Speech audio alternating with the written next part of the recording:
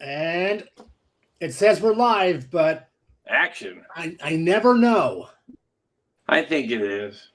They could be lying to us. It's always on delay anyway, because because the wardrobe malfunctions.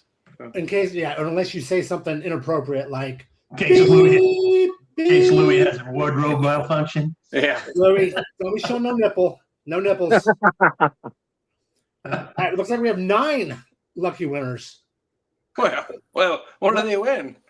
Well, because they're probably confused. Like, what time do we watch? Well, that is true. We probably have messed things up. But we kept it the same, but then different.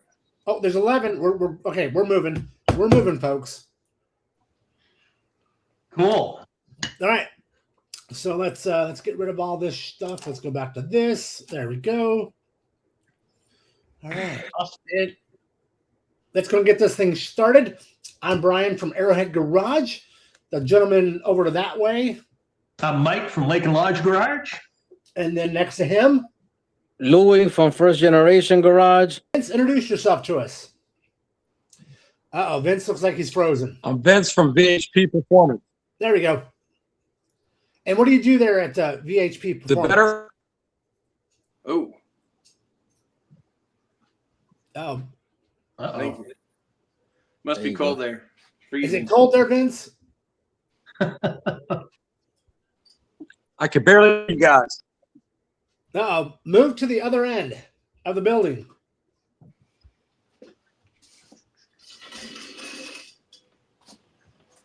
John, is it a string roll? Yeah. What is that about? I painted it this afternoon when I got home from work. So Did I'm waiting you for it to dry. I don't want to touch it. So I made a little steering wheel stand so I could paint it and spin it around and paint all the angles. So that's pretty cool. Yeah. So for those of you that don't know, Vince is usually on our chat as VHP 454. Yes. And we thought it would be a great idea to get him on for a guest tonight as our topic is. Oh, it's a very interesting topic. Yeah. Is taking your car to a shop. Yeah. How do you pick the best shop for your restoration needs and what are you into? Right. Because let's be honest, we all can't do everything on a car. At some point, we may have to always say, let someone else do some of the work. How do you determine who and how much and what? Right, especially if you're talking about a full restoration build that could go on for a couple of years, right? So, I mean, how do you approach that? So, Vince is has a unique glimpse into that world because that's what he does for a living. Yep. He was telling me earlier he has like 10 vehicles in the shop right now, and 2 of those are from people from out of the U.S. Wow. So, Vince, is that right? Are you back on? Yeah. Uh-oh. He did tell me he was a little worried that his internet connection might be spotty because of the building he's in. Vince, Yeah, my internet's real wonky here. Yeah, there you go. Okay, now you're back. We got you now. So, Vince, tell us a little bit about yourself and your shop. So this shop has been in existence since 1984. My grandfather started it. My uncle has it. I expanded it where we have our own machine shop. We have our own paint booth. We do fabrication. The only thing I don't do is stereos.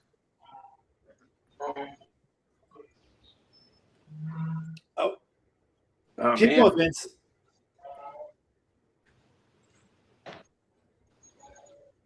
Vince, come back I to think us. mine froze up again. Yeah, you're free now.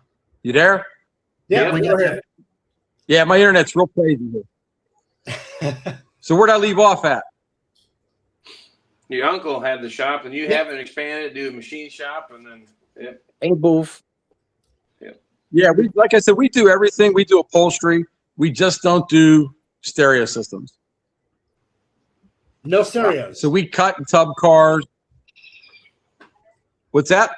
I said no stereos, no radios, No stereos. no boom boom booms. No, just get the Bluetooth speakers and hook it to your phone. There you go. You're supposed to listen to the sound of the exhaust, anyways. That's music to our ears. So Vince, when someone comes to you for like let's say a complete resto mod build or whatever it is they're into, right? I mean, how do you even start that conversation, not knowing exactly what it's going to cost or exactly how long it's going to take? I have to get the car in front of me. We put it on a rack. The owner's standing there, and he has to explain to me exactly what he wants.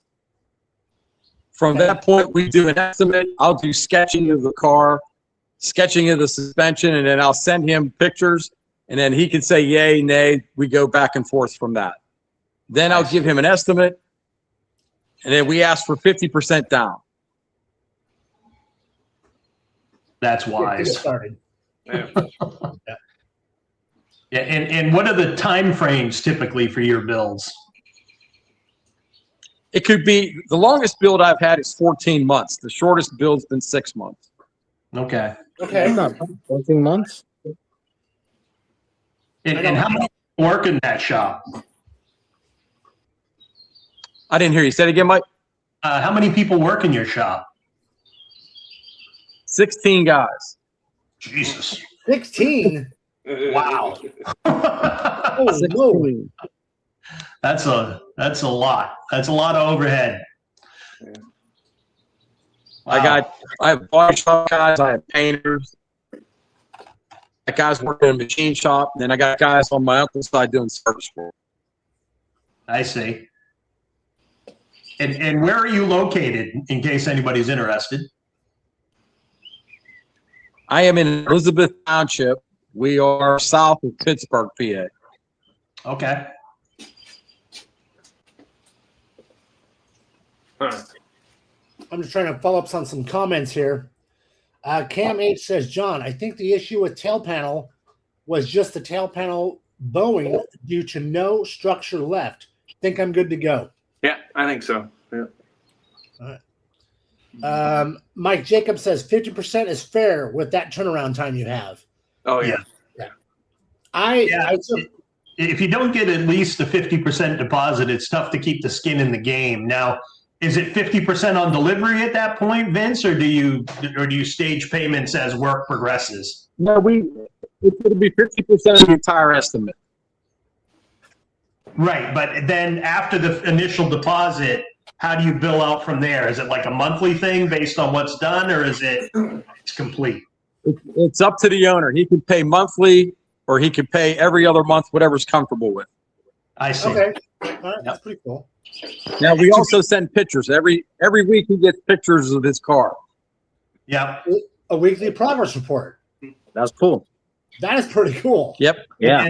And then I'm assuming if something new comes up or there's something discovered, then you give him options on how to move forward on that, correct?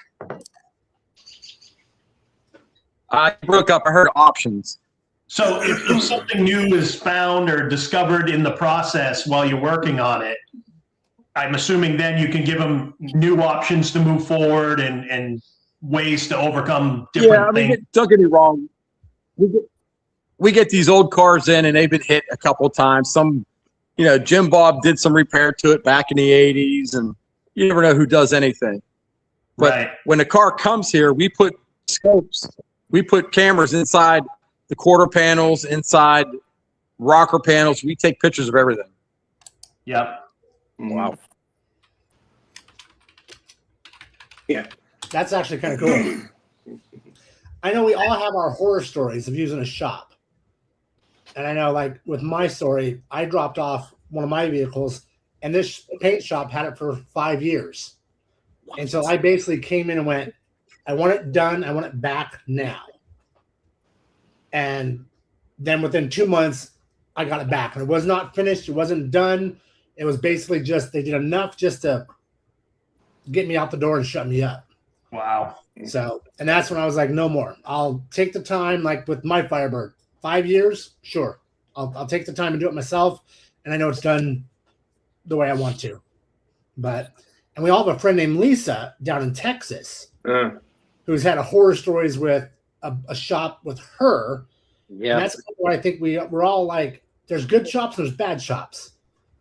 So how do we pick a good shop? And so, Vince, any tips that you can give us on how to pick a good shop? Yeah. Okay, the best way to pick a shop, you want to go to the shop and verify what they're doing. Look what cars are there. Look at some of the work to verify that's what you want. If a shop doesn't want you in their shop, walk away from them. You don't want any business with them. Right. Also, look at the years they've been in business. If they were in business for 14 months to a company that's been in business for 35 years, there's another factor in it. Makes sense. Yeah. The other worry I have with guys, if someone tells you he'll do it for $40 an hour, you better figure out what he's charging you for $40 an hour. And $40 an hour sounds cheap. Yeah. But he may be billing you I didn't 3 hear you, hours Ken. instead of 1 hour. Yeah. $40 an hour seems very cheap today. Yeah. Yeah. There is some shops that'll do it. For $40 an hour? Yeah, I'm not sure I'd trust that. At my shop, we're at $150 an hour. Yeah. I just go to that shop. And I've heard, depending on the skill set, right? I mean, I've heard guys that just do metal work for $75 an hour, and then all the way up through to $150 an hour is not uncommon. Yep. But I mean, the price of poker is high these days. I mean, the value of these cars when they're done is not what it used to be. It's quite different. Yeah, there's a difference between in the old days and today. Yeah. On shops. I agreed on that one. And the other thing that I've noticed recently too is it's tough to find a shop that's willing to take on a restoration product for body work. Yep. Most of these body shops now only want to do collision because they can make Insurance. They times don't get more. insurance money. Turn and burn. Okay. That is true. Yeah. So, it's if you find the guy that's, a salty old body man that just loves doing it and loves working on classics, you're lucky. But, a lot of the newer shops, they don't want that. My body shop doesn't do insurance work. We do all muscle cars and antiques. There's a tip right there. Yep, that's If all true. we're doing is turning new cars and just insurance work, then your classic's going to be a back burner. That's right. It's going to be an as I can get to it type project, and you don't want that. And you're a thermos. They got you by the balls on that one. Yeah, pretty much. Now, Vince, do you ever run into any, how do I want to say this, collision work for vintage cars? So in other words, somebody has a vintage I do get some classic muscle cars in here that are wrecked. Right. And then usually they're insured by Hagerty. They have liability insurance through their State Farm or Nationwide, but they have collision through Hagerty. And is Hagerty easy to deal with, Vince? Nets. You lost him. I think we lost him again. Uh, I tell you what, let's take a moment. Let's do our first trivia question of the night. All right. Let's see here if I can pull this up. And that's not the one I want. There we go. What year could you get a headrest in the front seats of a Pontiac Firebird? Anyone? Bueller? All right, guys, in the chat next to the tell us your answers. What year was the first year you can get headrests in the front seats of a Pontiac? And it is a kind of a trick question, right, guys? Yeah. Depends on how you perceive it, right? Got a couple 67s. Kelly says 67/69. Anyone else want to throw their answer in the ring? All first gens, Aaron K says. Yep, we just. All right, guys, make sure you get to that chat GTP and type that question in. That's cheating. James, Rusty Nuts. I see you haven't changed your name yet, James. I don't know how to fix that. Called Mud Shops for $40 an hour. Yeah. Slinging mud. Yep. Richard says 68 through 69. We have another minute or two here before we. And again, like you said, it's one of those trick questions. Anyone else? Bueller.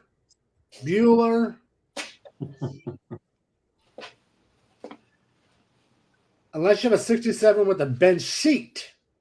Yeah. Bill O'Brien says. So the quasi-technical right answer is 69. Perfect. But standard equipment. Say it again, John. Standard equipment was 69 because of collision standards. It was standard equipment. Yeah, but 67 and 68 were supposedly an option. 67, I'll guarantee. 68, the jury's still out. So, that's just my thoughts on it. I know 67 was an option. 69 was standard equipment. Yep. Except for unless it was sold in 1968 and titled as a 69. So Bowtie Classic says, hella AI. Mike Jacobs says, hey, AI. Are we assuming artificial intelligence? Oh, no, Al. We're talking about Al. Al from Keep It Simple Garage. Okay. Now I see it. Okay. Okay. I got it. I was like, wait a minute. AI. Like, whatever. Al. Al. I'm like, who's Al? Al from, I know who Al is. Back there in New York. So Vince, the question came up when you blanked out there. A lot of us use Haggerty for insurance. Probably none of us have had a claim. Hopefully we don't. How is Haggerty to deal with, and what's your experience with them? You know what? Haggerty's been very good when they come down here. Never had a problem. They go through the car. They look at their value of the car. So when I do cars at our shop, I call Haggerty in to give the appraisal of that car after we're done with it, so that the owner has an idea what that car is worth. Mm-hmm. Okay.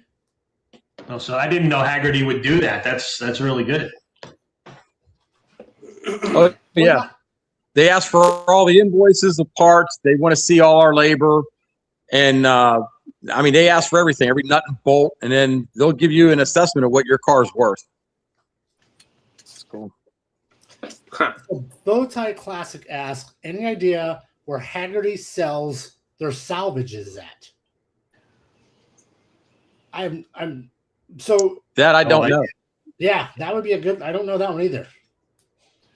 And the only experience I don't have Haggerty. I have. I'm trying to think of the name of it. Heacock is what I use for my classic insurance.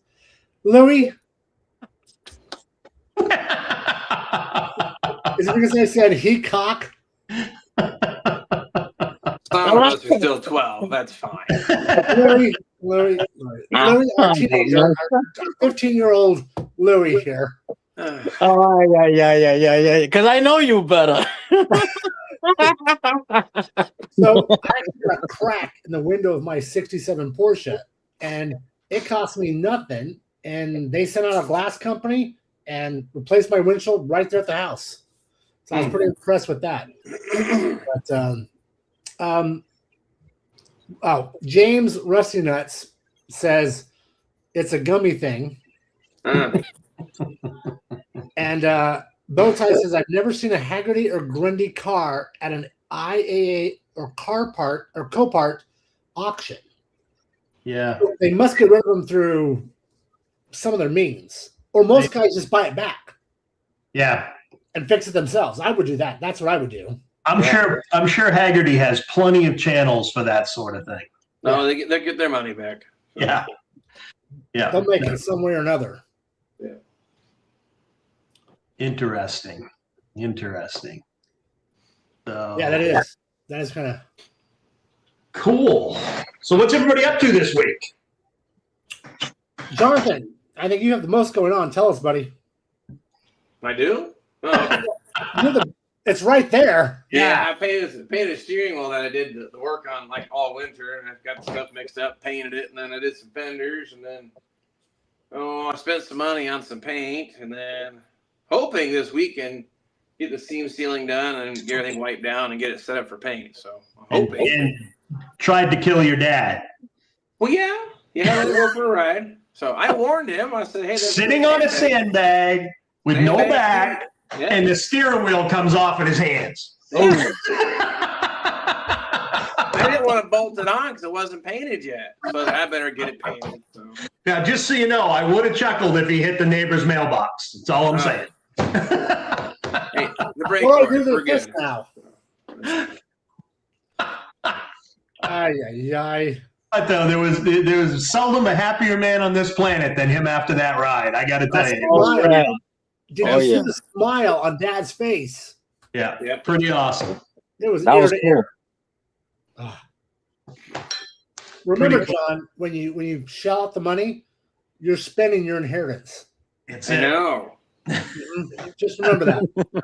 Yep, I know. I won't have any.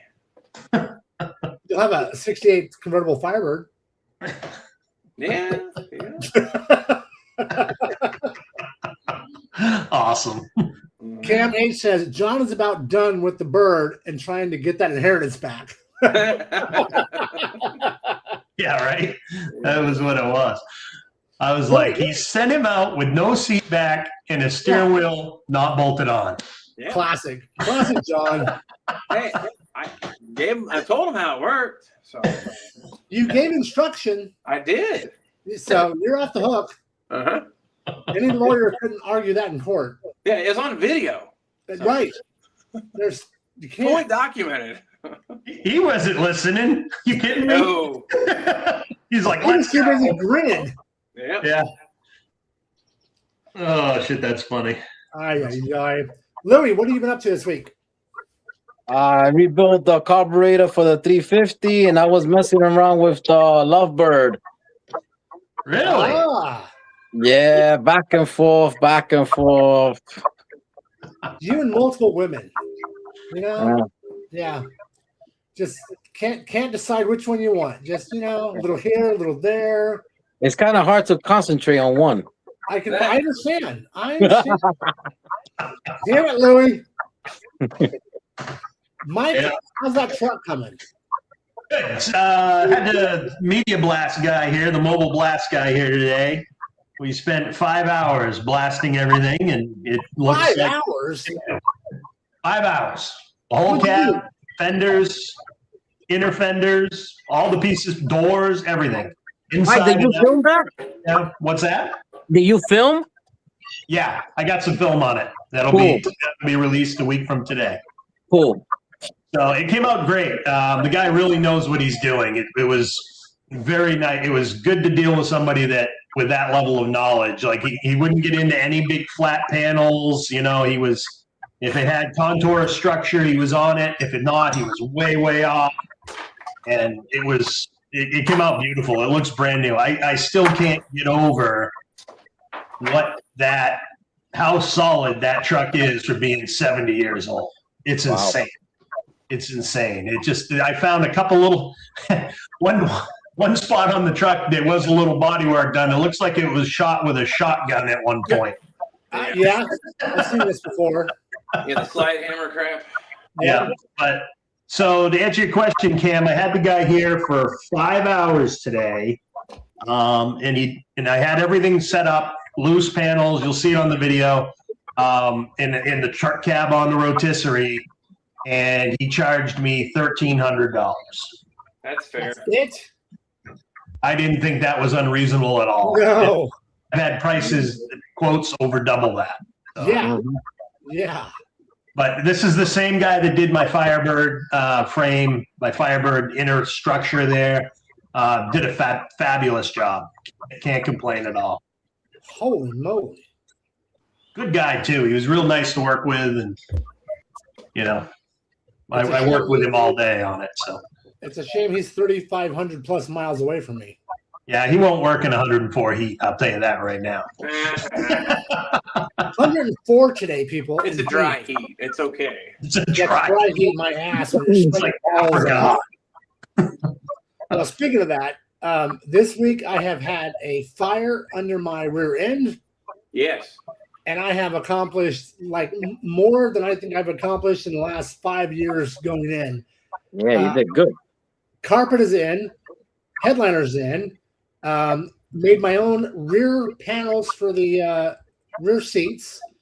Let's see, the new felt for the windows, new U-channel felt, new window channel rubber, new door rubber.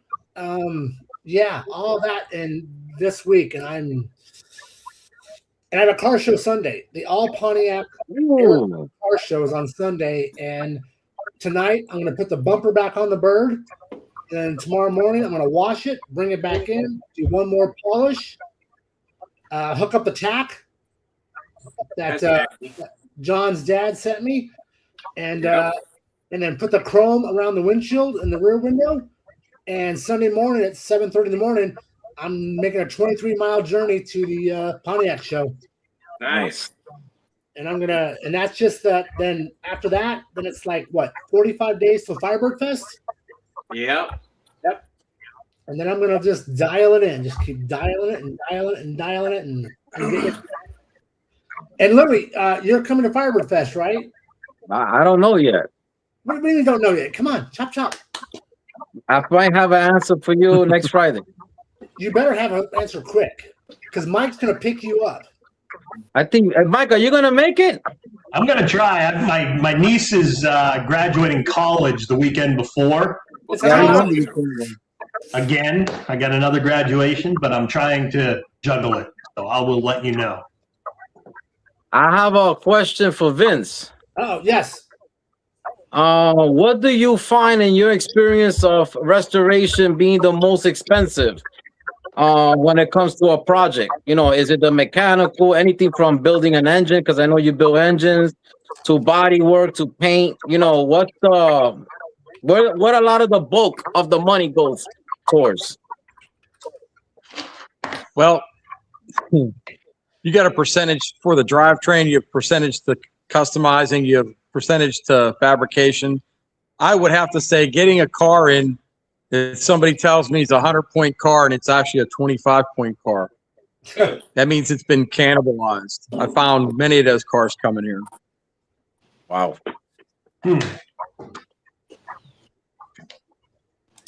What is the most expensive engine to do? Well, I just got done with a 68 GTO, and his budget was $185,000, and it went to $172,000. Wow. Wow. Under budget. But that's with a roadster. That's a roadster chassis. That's, you know, top notch everything. Right. Wow.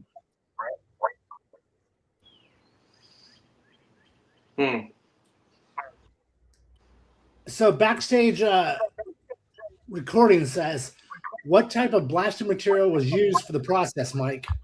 It was a dry blasting process, and he used crushed glass media.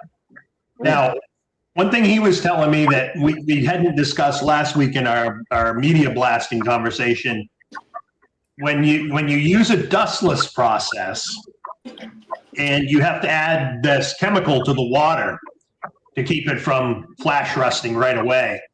But apparently you have to have treated water for that process. You cannot use well water or any water that might have any iron in it, or it completely negates that chemical. Wow. So yeah, it's a good to know, right? There's a science behind it. Yeah. Yeah, that stuff wouldn't work here in Indiana because you can put a magnet in the water and pick it up. So. Man, I had orange underwear growing up because the iron's so bad, you know? It's horrible. Speaking of that, when I was cleaning out my door and the bottom of the doors in the Firebird this week, I had half an inch of dirt. Oh yeah. I took my hands and I was running it up and down the length of the door, and just of dirt. Did you have your rocker panels packed tight with acorns? No acorns, but lots of dust and screws and like metal bits that shouldn't have even been in a door.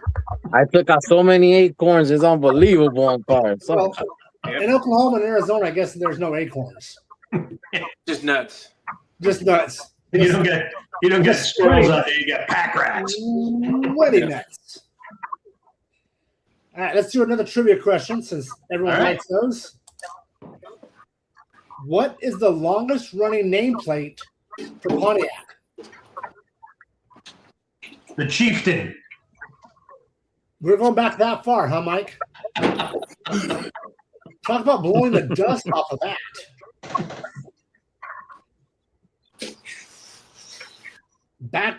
Backstage recording says a friend of mine used water with crushed glass. It was beautiful.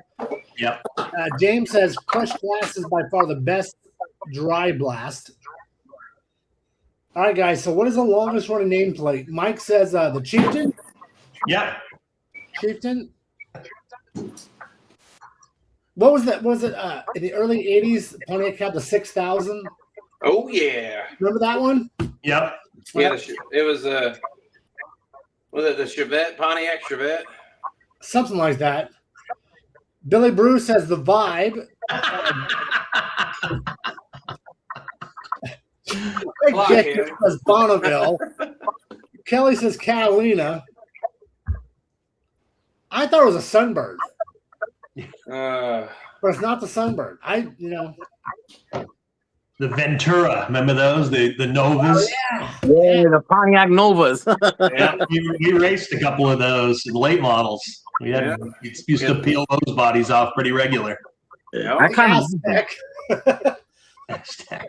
wasn't the 74 GTO nothing more than a badged over Nova or something? Like Pontiac did almost zero. Oh, I don't know. It was built off the Ventura platform, yeah. Yeah. How about the Montana? I had a Montana. The minivan. The minivan, yeah. Yeah. I remember that one. That's not appropriate. Inappropriate behavior. Jim and Kelly say Bonneville. Yeah. Rusty Nuts, Bonneville. Like somebody Googled that one. Yeah, there was a Google quick, wasn't it? All right, what's the answer, Brian? Bonneville. Bonneville was the longest running nameplate for Pontiac, and it goes back to like 1950, 54, 55? If I remember correctly. And it ran all the way until 2005.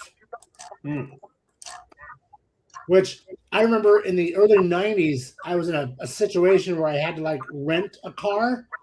I picked up a green Bonneville, SSEII or SSEI. Yeah.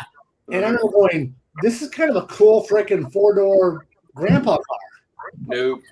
When I was 20 something, but then it went back. I wanted one. I just couldn't afford it.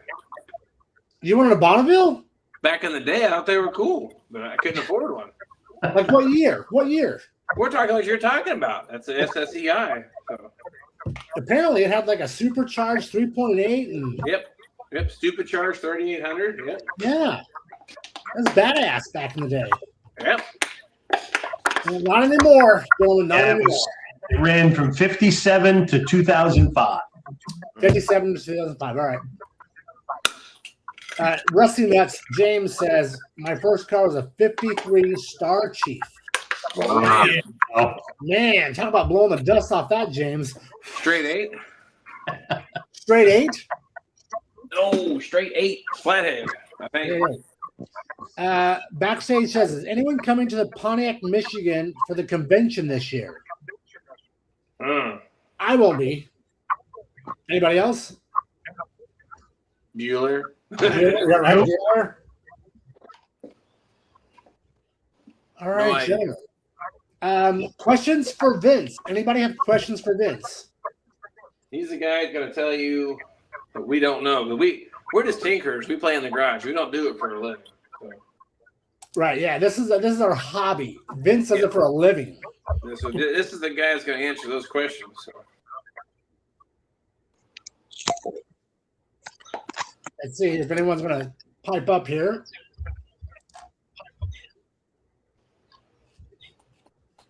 No one? Bueller? Bueller?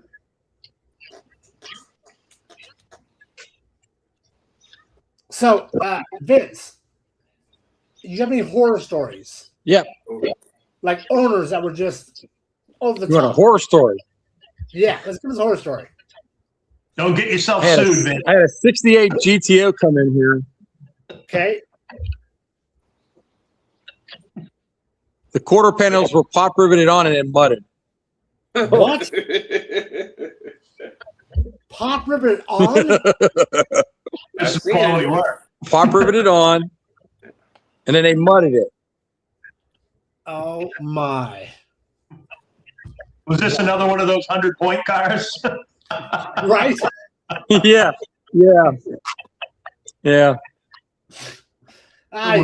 Sculptor.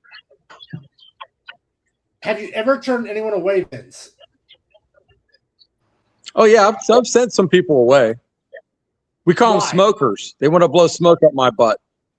All right, keep that going. I'm hear more about this.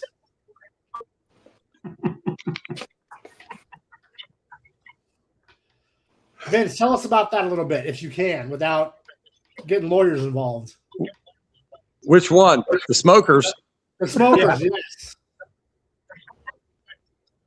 Yeah, Well, they come in here and they good talk like question. they got 200 grand to put down on their car. They think their car's worth $80,000. And I told them, I said, I don't know what to tell you, but you better come down for reality and wake up and drink that cup of coffee. So they come in with $200K for an $80K car. And maybe $800 in cash?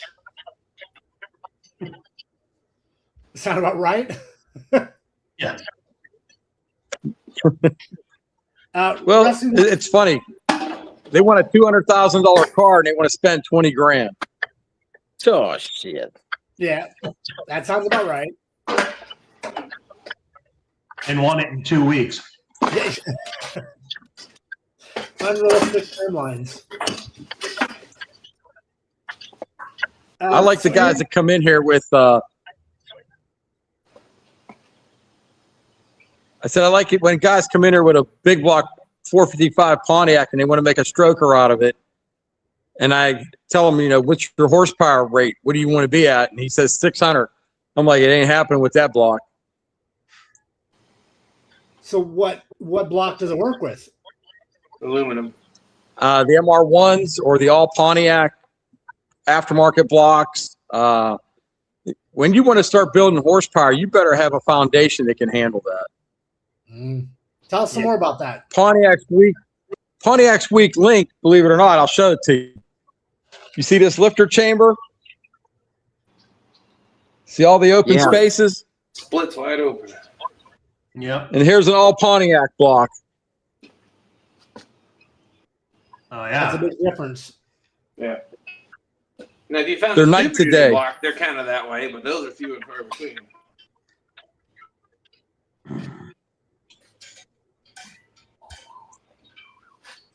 Oh, yeah, I lost it. I don't do anything after 74. No. What was that comment? Hey, Vince, we got a question from Aaron. We talked about paint a couple shows ago, and we all kind of follow the pretense of epoxy, filler, high build, base clear. Is that kind of a similar script that you go by, or extra steps? Or Well, once all the metal work is done, I put epoxy primer over all of it. Yep. Once we do body work, we put our body work on top of the epoxy because when you do body work, it condensates and it causes rust underneath that putty. Right. Once we get that done again and sanded down, and I'm going to say I have it finished out with 300. Instead of using filler, I'll shoot epoxy over time, and then I'll put 3 coats of heavy build primer on top of that. That's what I do. And I'm using the epoxy as a barrier, so my primer doesn't make that bodywork swell. Yep. Epoxy's great stuff. Don't sleep on the epoxy.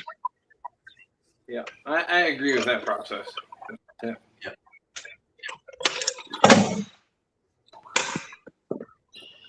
Uh-oh. So hey, Louie, Yes, sir. you ready?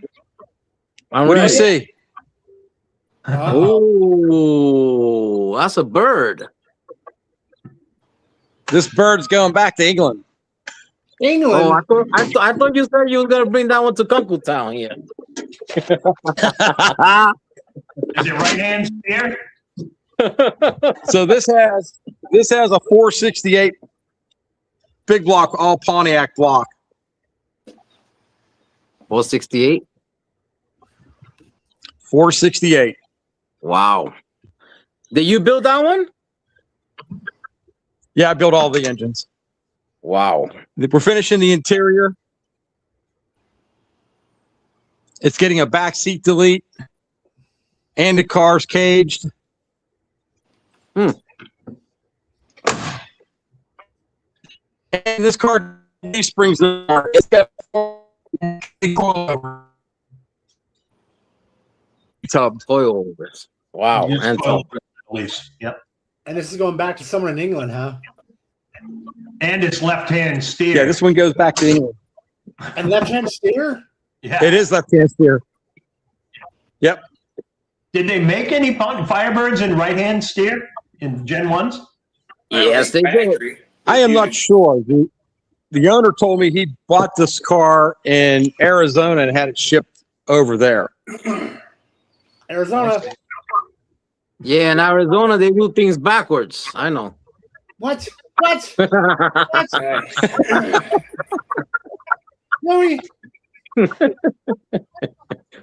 have no rust here. That's why. So And then we got Louis, one of Brian's favorites too. I forgot. yeah. Corvette. Oh. There we go. Louis, now you said they did make some So that's right-hand Corvettes? Or, I mean, I actually saw a 1968 Firebird that was originally like that. And I forgot where it went to, but it went to, a place that drives on the opposite side of the road. Or as we like to say, the wrong side. The wrong side. side. The wrong side. Yeah. So, Vince, that Firebird, can you share any numbers on that? Like, what was the investment? What do you value that at?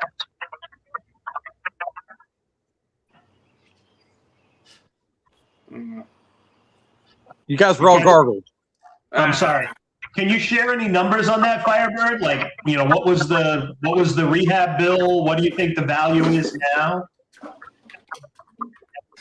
On this 69? Yeah. Yeah. So on that 69, Haggerty was in here a month ago. That car was appraised for $86,000. Okay. And he's got 67 in it. Okay. What's this going to cost to ship it back to England? That's on him. Yeah. Let's hope it doesn't have to go Yeah, through. there's nothing to do with that. Had to walk out. Yeah. Remember last week we was talking about frame rail connectors? Do that one have it? That car does have it. Okay. So when I do these cars, before I put my frame rail connectors in, I align the subframe in the front of the car. Yep. Okay. If that subframe's not straight, you're going to have a problem with your subframe connectors. Mhm.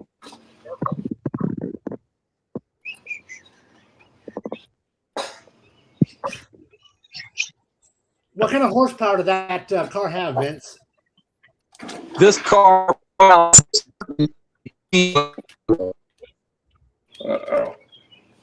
We lost you, Vince. Tremec Yeah.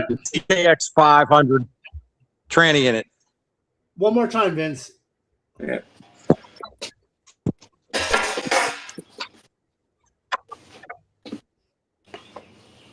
Vince, what's that horsepower numbers one more time?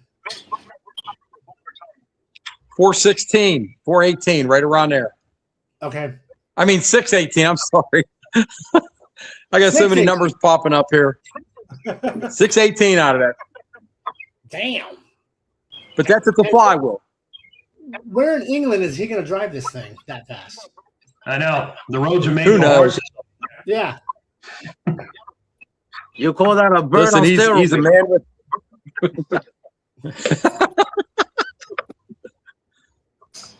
The Corvette is going back to Tennessee. Tennessee. That's a shame. And then I have 2 Panteras here from Australia. Oh, wow. Panteras. Cool. Yep. Wow. Koala bears and all that drive Panteras, huh? I guess them Aussies like them cars. They got some room to air them out down there. They got the better weather for it. Mm-hmm. Talk about no rust, right? Wait. Yeah. Oh, Yeah. let me tell you what. You should see the rust on these cars. Yeah. That salt water around that little island doesn't help it. So did they actually come from Australia? Yeah, they were shipped over here, overseas containers. And now you're doing the work and sending them back. Yeah, the containers are sitting in my yard in the back here. So when they're done, I load them up, and the owner notifies the shipping guy, and they pick them up. Very cool. It's all hands off for you. Yeah, it's Yeah, I'm done with it. Once I put the car in it and just strap it down, I'm out of it.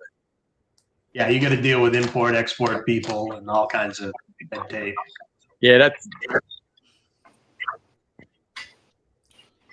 Yeah.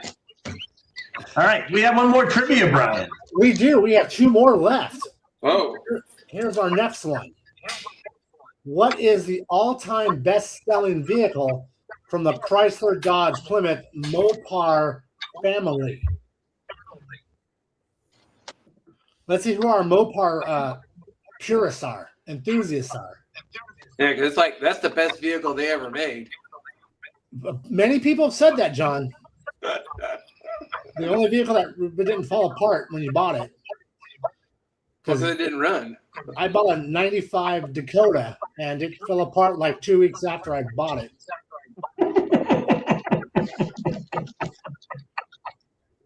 Jim says Caravan. Mike Jacob says Charger. Cam 8 says Charger. Come on, boys. Caravan, Aaron K. Yep, crap a van, huh? Yeah. K-Car. I remember for a while the post office had K-cars to deliver mail in, and my buddy's dad was a mail carrier. He used to call it a motorized bedpan. Kelly says the New Yorker. Oh, God. Damn. Yeah, no. So the best-selling Mopar ever is the 1984 Dodge Caravan. Yeah, Yep, O'Brien minivan. Yep, that's the best-selling Mopar. Says everything. So bottoms up for you Mopar people. yeah. Yeah, William O'Brien's got a good point. That guy will probably take that Firebird across the channel there and hit the Autobahn with it and see what it'll do. Where was that at? I've spent a lot of time in Germany and driving late nights on the Autobahn. And what I will tell you is the construction areas come up on you quick. Ooh, Do they? And it's like, thin. Oh, shit. But, yeah. Ay, ay, ay. All right, where are we at here, folks? We're at 50 minutes, about 10 more minutes left. Let's do our poll question of the week. Should we do this? Yep. What might be the next classic to restore? A, Fox body Ford Mustang, 79 to 93. The 82 to 92 Camaro Firebird F body, or the 89 to 98 Nissan 240 SX. Is this Where's when the the Tesla at? JDMs take over? The JDMs push out the American muscle as the next restorable car in America. Over my dead body. There should be a D, none of the above. None of the above. Oh, we're getting lots of B's. Lots of B's. Well, the sad part is we're going to see a generational change. You know, the 60s cars are going to phase out. Yeah. 70s cars are kind of picking up right now, but I don't think the kids from the 80s really give a fat rat's ass. So No, I hear you. I don't think I don't think the cars are gonna kids from the take off. Maybe 90s you're gonna see can them just going drive like an old this. car. Yep. I just don't see the continuation, unfortunately. Yeah, well, look at the 80s square body pickups. Yeah. I mean, when we were kids, you couldn't give away a friggin' square body short box 2-wheel drive. Now they're like going for ridiculous money. Yeah. Crazy money. So everyone's picking the B. They're picking that F-body Camaro on Firebird. Mm. What was that? Out of all those choices, it's by far the best.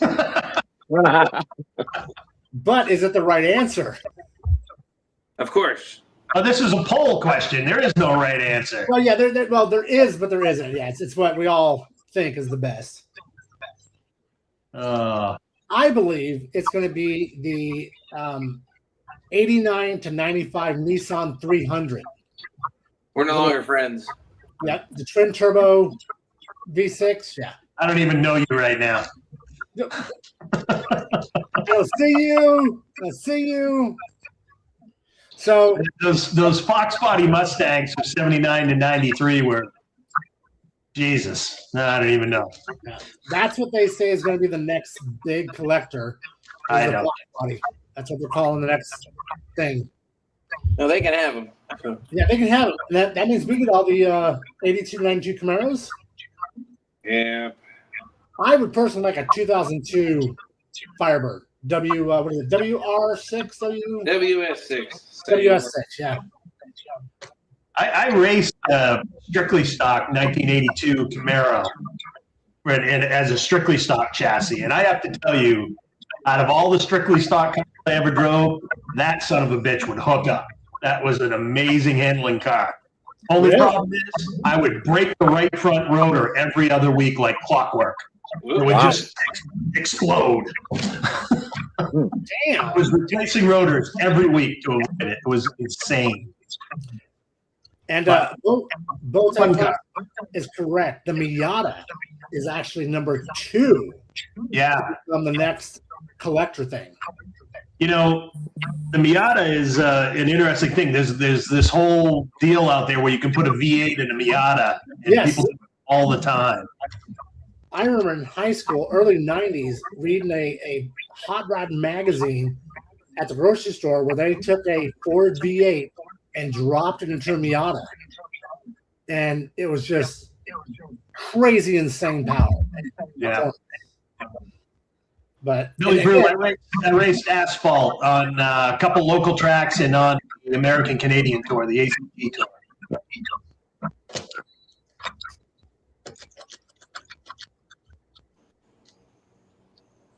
Fox body convertible, Dad says. Cam 8 says, I have a 280ZX that I scrapped way back when. Inline 6 turbo. Trans was bad. Got ate by rust. Yeah.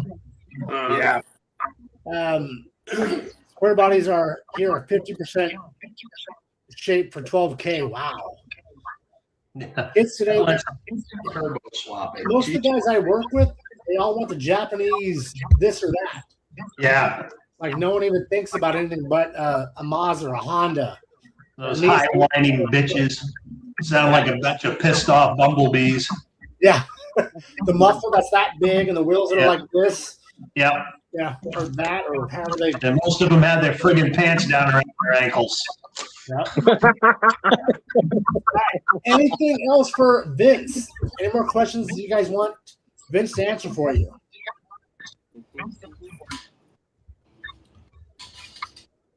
Art boxes.